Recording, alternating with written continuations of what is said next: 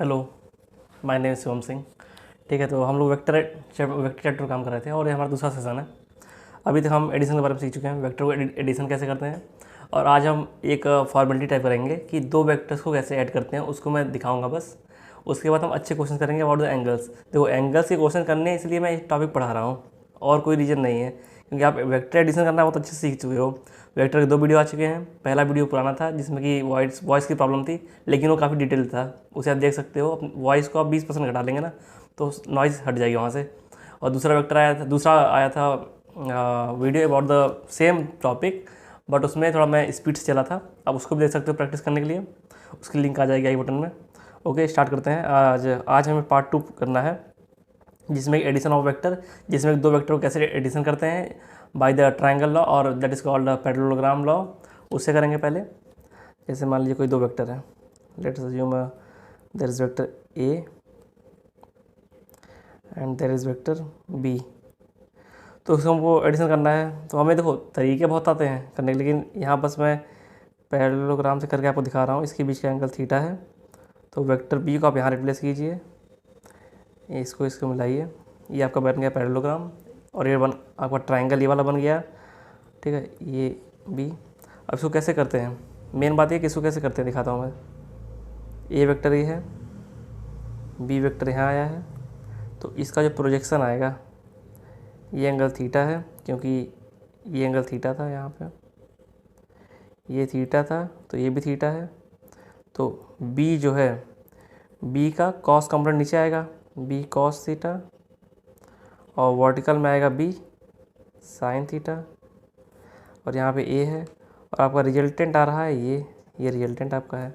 तो आर निकालने के लिए सिंपल ये ट्रायंगल, ये देखो पाइथागोरस लग जाएगा ना, क्योंकि यहाँ 90 डिग्री है, पाइथागोरस लग जाएगा। तो आर का मैग्नीट्यूड जो है, वो जो A plus B cos theta का whole square plus B sine theta का होल स्क्वायर आ जाएगा। इसको आप सॉल्व कर लेंगे, तेज़ी से करेंगे यार, क्योंकि हमारा मेन मोटिव ये टॉपिक पढ़ना नहीं है। आगे जो क्वेश्चन करेंगे ना, उसमें आपको मज़ा आ जाएगा, मैं प्रॉमिस करता हूँ। B square cos square theta plus 2ab cos theta, ये इसका एक्सपेंशन हो गया, प्लस ये जो टर्म हमारा बच रहा है बी साइन स्क्वायर थीटा। तो ये दोनों मिलके ट्रिग्नोमेट्री से क्या हो जाएंगे, आप बी स्क्वायर कॉमन ले लीजिए, तो sine square theta plus cos square theta equal to 1 हो जाएगा। ठीक है, तो अंदर क्या बचेगा, यहाँ से हटा दो, अंदर बचेगा आपका A square plus B square plus 2ab cos theta. तो हमने ये सीखा कि अगर 2 वेक्टर्स दिए हुए हैं तो उनका जो रिजल्टेंट का मैग्नीट्यूड जो आएगा वो इतना आएगा। ठीक है, इसमें मैंने बहुत इलेबोरेट इसलिए नहीं किया ना, इलेबोरेट तो किया है, बस लिखा नहीं है कि मान लो बोर्ड में कैसे लिखते हैं, उससे मैंने लिखा नहीं है बस। ठीक है, ये मैंने सिखा दिया क्योंकि आगे हम कुछ क्वेश्चन करेंगे जिसमें इसकी ज़रूरत पड़े कि नहीं। लेकिन जो कुछ लोग होंगे उन्होंने ट्रेडिशनली सीख रखा होगा कि हमें हर क्वेश्चन इसी से करना है, तो उनको सेटिस्फाई करने के लिए कि हाँ जो मैं जिस तरीके से मैं कर रहा हूँ वो ज़्यादा बेटर है कंपेयर टू दिस। बस ये दिखा दूंगा कि इस तरीके से भी वो होता है उनके सेटिस्फेक्शन के लिए। तो मेन टॉपिक हमारा है angle between the vectors. Angle कैसे निकालेंगे, चलिए ठीक है, 5 सेकंड का टाइम है, 5 सेकंड का टाइम है, आपको ये करना है। एंगल कितना है इसके बीच का, 5 सेकंड का टाइम है, 1 2 3 4 5 हो गया। इसके बीच एंगल थीटा है, इसके बीच का बताइए कितना है, इसके बीच एंगल थीटा नहीं है। अब इसके बीच एंगल बताइए थर्ड वाले के, इसके बीच का भी एंगल थीटा है। ठीक है, अब मैं सिखाता हूँ ये कैसे चेक करते हैं। यहाँ पे आइए, बस 2 तरीके हैं। अगर कोई 2 वेक्टर दिए हुए हैं तो एक तो होता है एनालिटिकल मेथड, जो dot product and cross products निकालते हैं, उसको भी छोड़ दीजिए, वो मैं अलग चैप्टर में कराऊंगा। लेकिन यहाँ पर बस हम ग्राफिकल मेथड की बात कर रहे हैं, कैसे हम लाइन ड्रॉ करके वेक्टर की हम निकाल सकते हैं इसके बीच एंगल्स, बस वो मैं सिखा रहा हूँ। तो अब 2 चीज़ याद कीजिए, टेल हेड हेड। जहाँ टेल मीट कर रहा हो या फिर जहाँ हेड मीट कर रहा हो, एंगल वहीं से निकालना है। आज के बाद कभी भी बस 2 चीज़ ध्यान रखनी, बस टेल मीट कर रहा हो नहीं तो हेड। जहाँ अगर टेल मीट कर रहा है वो एंगल आप सीधे बोल सकते हो, जहाँ हेड मीट कर रहा है वहाँ बोल सकते हो। जहाँ हेड और टेल इनका मिलाप हो गया, यहाँ कभी डायरेक्टली देखेंगे मत बता देना, गलत हो जाएगा मेरे दोस्त, प्रिकॉशन है। जहाँ हेड टेल मिल, जैसे देखिए अब यहाँ आप बता दोगे, जैसे बी और ए था तो इसका टेल टेल मैच कर रहा था, तो एंगल हमने सीधे कह दिया थीटा। और एक चीज़ और, बच्चों को कन्फ्यूज़न आता है ना, बच्चों को कन्फ्यूज़न आता है ये कि मान लीजिए सर यहाँ हेड है, ऐसे हेड है, ये एंगल दे दिया कुछ थीटा, तो आप ये ध्यान दो कि ये जो एंगल है वो 180 से ज़्यादा है, तो कभी भी दो वेक्टर के बीच का एंगल 180 से ज़्यादा नहीं होगा, तो आपको कम वाला ले लेना है, ठीक है। और कोई पूछ देगा कि एंगल कितना है, तो किसी ने दिया कि इसकी वैल्यू थीटा है, जो ये है इसकी वैल्यू थीटा किसी ने दे रखी है, तो पूछ दिया एंगल और वेक्टर, एंगल कितना है वेक्टर के बीच में, तो आप सिंपली कहोगे कि हमारा जो एंगल है वो है ये, और इसकी वैल्यू आपकी है 2 पाई माइनस थीटा, ठीक है। अब ये सीख गया ना। अब आइए जो 3 मैंने क्वेश्चन दिए थे, पहला क्वेश्चन था इन दोनों के बीच का एंगल, तो थीटा दिख रहा है साफ साफ इन दोनों के बीच का। अब देखिए यहाँ प्रिकॉशन यही है, हेड और टेल का मीट हो रहा है, यहाँ एंगल नहीं बताएंगे डायरेक्टली, यहाँ एंगल नहीं बताएंगे दोस्त। अच्छा अब तीसरा क्वेश्चन कर लीजिए, फिर मैं इसको समझाता हूँ। तीसरे में देखा आपने, हाँ यार यहाँ टेल टेल मीट कर रहा है, सीधे एंगल बोल देंगे, जो थीटा दिया हुआ है वही थीटा एंगल हो जाएगा। ओके, तो मैं अब इसको क्लियर कर देता हूँ, जो सेकेंड नंबर था, मैं जो सेकेंड नंबर था उसको क्लियर कर देता हूँ। आपका सेकेंड में करना कुछ नहीं है, बस आपको हेड को किसी के टेल पे ले जाना है, या फिर किसी के हेड को किसी के हेड पे ले जाना है। तो ये जो मान लीजिए, इसको 2 तरीके हैं करने के, पहला तरीका इधर कर रहा हूँ, दूसरा तरीका इधर करूँगा।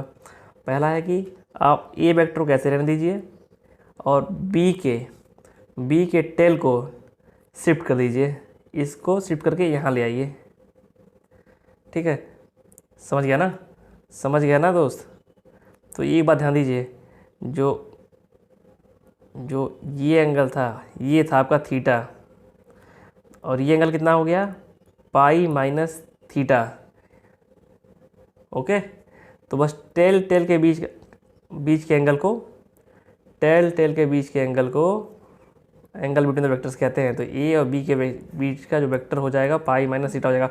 और दूसरा तरीका ये है कि आप बी को ऐसे ही रहने दीजिए, बी को आप ऐसे ही रहने दो, ए को शिफ्ट कर दो आगे, ए को आप आगे लेके चले गए, टेल मिला दिया, टेल से मिला दिया, यहाँ फिर आप देखेंगे पहले हमारा ये जो था थीटा था, अगेन ये पाई माइनस थीटा है, तो यहाँ पे भी एंगल आ गया पाई माइनस थीटा।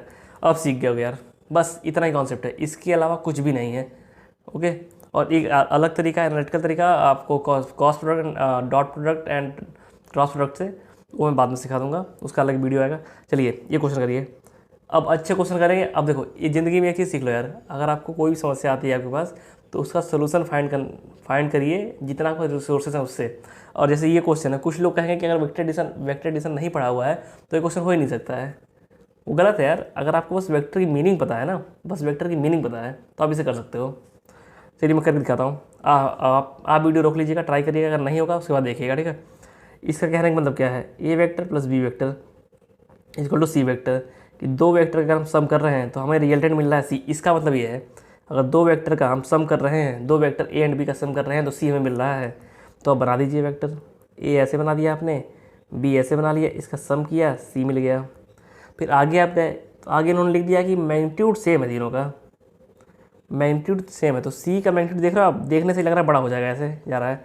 तो हम क्या करेंगे, ए को ऐसे बना देंगे, बी को हल्का से इधर करेंगे, और सी को ऐसे मिलाएंगे, तब ना ये बराबर हो पाएगा ए बी सी। समझ रहे हैं ना आप, ए बी सी, और मैग्नीट्यूड तीनों के बराबर हैं, इसका मतलब ये इक्विलेटरल ट्रायंगल हो गया है, इक्विलेटरल ट्रायंगल। ये समझ गया ना। तो ये भी 60 हो जाएगा, ये भी 60 हो जाएगा, ये भी 60 हो जाएगा, इक्विलेटरल ट्रायंगल है, क्योंकि तीनों के मैग्नीट्यूड बराबर हैं, कंडीशन दी हुई है।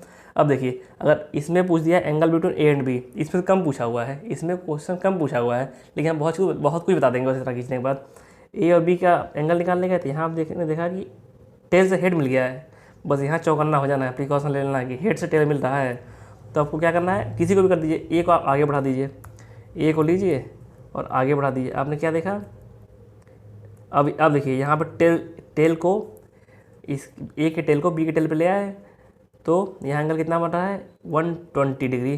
तो आंसर हमारा 120 डिग्री आ गया यहाँ पे। ओके, लेकिन एक चीज़ और आप बता सकते हैं इसमें, अगर किसी ने कह दिया कि बी और सी के बीच का एंगल बताइए, तो आपको सिंपल दिख रहा है कि यहाँ टेल हेड मीट कर रहे हैं, तो एंगल आप सीधे कह देंगे 60 है।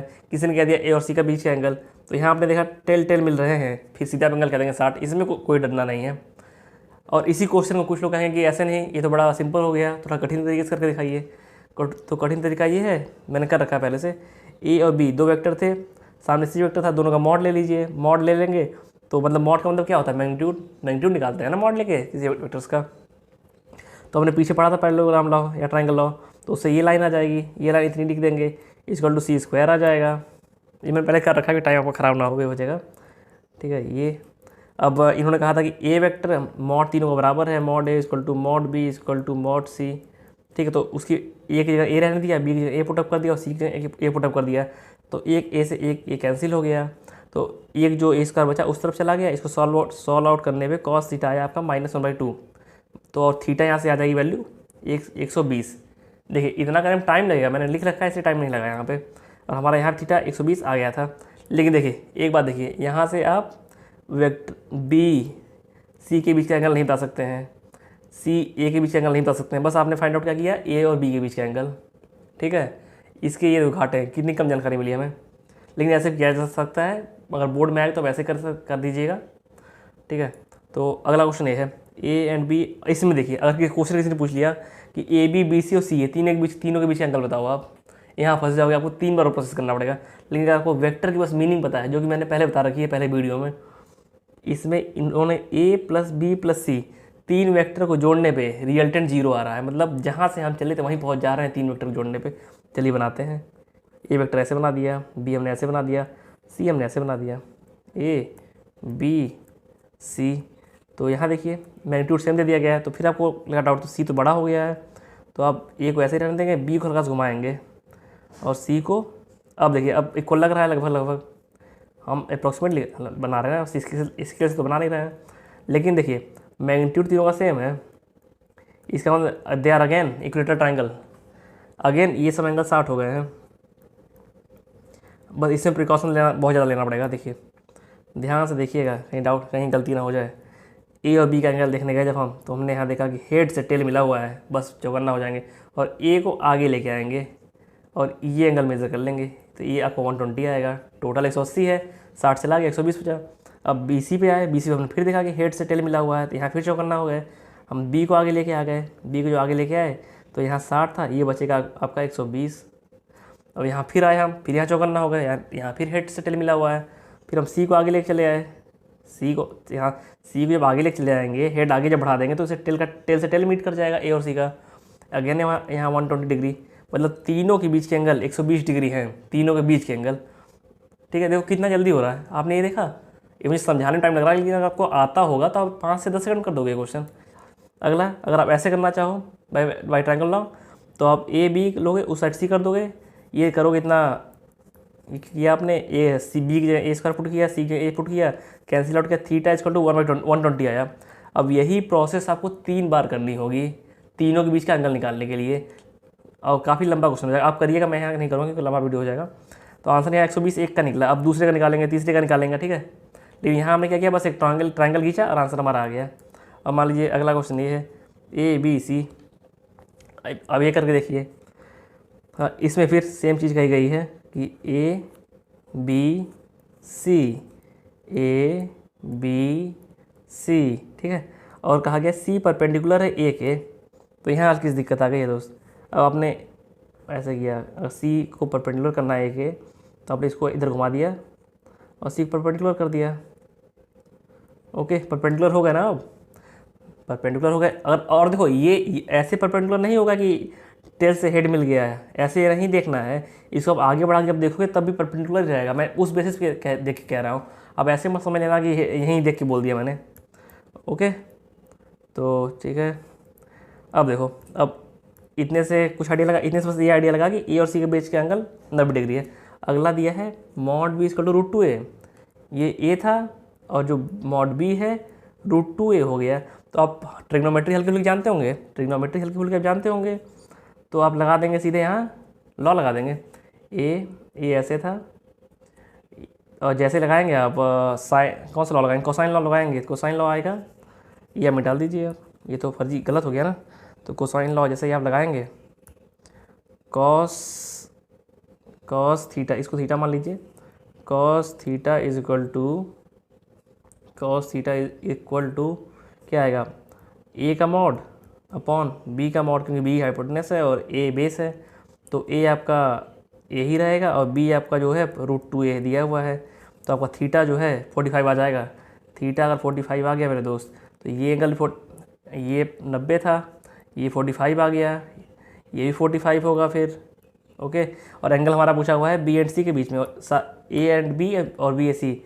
और जब हम देखने गए ए और बी के बीच का एंगल जब देखने गए हम लोग, तो यहाँ आपको फिर चौ करना होना, ए बी पे हेड से टेल मिल रहा है, तो इसको हम फिर आगे बढ़ाएंगे, ए को आगे बढ़ा देंगे, तो ये जो एंगल आएगा, तो अब ना टेल से टेल मीट हुआ है, तो अब जो एंगल आएगा ये है 135 इसका आंसर आ गया। अब जब बी एंड सी पे गए हम लोग, बी एंड सी पे गए, तो यहाँ फिर हमने देखा कि हेड से टेल मिला हुआ है, तो किसी को भी आप आगे पीछे कर दीजिए, आप बी को ही लीजिए, आगे बढ़ा दीजिए, बी को जब आगे आपने बढ़ा दिया इस डायरेक्शन में, तो ये एंगल देखिए, ये टोटल लाइन ये है 180 डिग्री। एक मिनट रुक जाओ, समझाता हूँ यहाँ से। टोटल लाइन ये है 180 डिग्री, इसमें से 45 ये दिया हुआ है, तो इधर भी तो 180 हो गया, इधर भी 180 होगा ये वाला, तो बचेगा कितना 135। तो एंगल आ गया आपका 135 डिग्री, आंसर आ गया मेरे दोस्त। यहाँ टाइम लगा है समझाने में, और वैसे टाइम लगेगा नहीं। और आप उस तरीके से करना चाहें तो अब यहाँ ऐसे करेंगे, a + b इसको मॉड सी लिखेंगे, यहाँ फंस जाएंगे। यहाँ आपको बस पता है ये कि b की वैल्यू √2a है, तो यहाँ आप लिखेंगे, एक मिनट रुक जाइए, यहाँ आप लिखेंगे a² और b की वैल्यू लिखेंगे a√2, तो हो जाएगा 2a² + 2a, b की वैल्यू फिर √2a cos थीटा बराबर c। अब यहाँ देखिए, यहाँ दो अननोन आ गए, थीटा भी आ गया, सी। तो आपको हल्की सी जानकारी पहले से होनी चाहिए, इसमें आपको बहुत कुछ पहले जानना पड़ेगा कि कौन से लगाएं। तो जैसे मुझे पता था कि क्या लगाना, लेकिन मैंने यहाँ इसको ऐसे इसलिए किया क्योंकि आप लोग फंस सकते हैं, आपको सिंपल आइडिया कि सी को उस साइड ले जाना है, सॉल्व करना है, आप फंस जाएंगे। लेकिन इसमें करना था ये, सी को इस तरफ रखना था और बी को उधर ले जाना था, क्योंकि हमें ए और सी का बीच का एंगल पता है। तो ये जब सॉल्व आउट करेंगे तो थीटा हमें 90 डिग्री दिया हुआ है, तो यहाँ a² + c² हो जाएगा। इधर b की वैल्यू √2 है, √2a है, तो ये जब अंडर रूट उधर जाएगा तो स्क्वायर हो जाएगा, तो यहाँ 2 तो यहाँ हमने फाइंड आउट किया कि c = a है, ये हमने फाइंड आउट किया, c = a और b = √2a दिया हुआ है, ठीक है। तो अब ये जो दोनों वैल्यूज़ हैं उनको हम पुटअप करेंगे पीछे वाले इक्वेशन में, ठीक है। तो यहाँ क्या था, c की वैल्यू हमने क्या फाइंड आउट की थी, a, अगेन से a फाइंड आउट की थी, तो अब आप पुटअप कर दीजिए। c की वैल्यू अगर a है तो यहाँ आप a² रखेंगे, ये कैंसिल हो जाएगा। अब 2 से 2 गया, यहाँ भी a² बचेगा, ये गया, तो यहाँ cos थीटा = -1/√2 आएगा, और थीटा आपका 135, ठीक है। थीटा 135 हमने निकाल लिया है ए और बी के बीच का एंगल। देखो ए और बी है ना, ये ए और बी का हमारा क्या, इधर से क्या आया था, 135 भी आया था, यहाँ से 135 आया। लेकिन यहाँ एक और दिक्कत है, अब आपको अगर क्या बी एंड सी के बीच एंगल निकालना है, अगेन आपको सेम प्रोसेस ये वाली करनी होगी, तब आपका आंसर आएगा।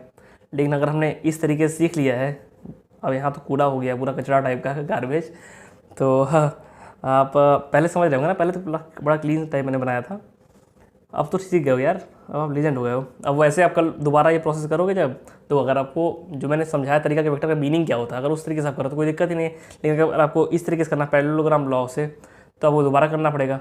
ओके, आज की क्लास कंप्लीट हुई, इतना ही था। मैं आपको बस सिखाना चाह रहा था कि वेक्टर का मतलब क्या होता है, आप सीख गए। अगर आपको वेक्टर का मतलब पता है ना, आप बहुत कठिन क्वेश्चंस को बहुत ईजिली कर सकते हैं।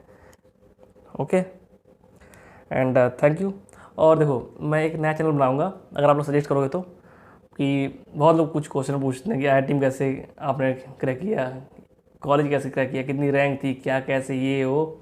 अगर आप जानना चाहते हो तो मुझसे कमेंट बॉक्स में पूछ सकते हो। मैं एक अलग चैनल बनाऊंगा जिसमें बकैती करेंगे हम लोग, पढ़ाई लिखाई नहीं करेंगे। पढ़ाई लिखाई ये चैनल हो तो पढ़ाई लिखाई के लिए है, इस पर बकैती बिल्कुल नहीं होगी, ओनली फॉर स्टडी, ठीक है। तो ये वीडियो कंप्लीट हुआ, आपने कंप्लीट कर लिया है पार्ट 2 कंप्लीट हो गया आपका। पैरेललोग्राम लॉ मैंने ऐसे ही फर्जी पढ़ा दिया था कि आपको बस दिखा सकूँ कि पैरेललोग्राम के क्या डिसएडवांटेजेस है, अगर आप जानते हैं तो।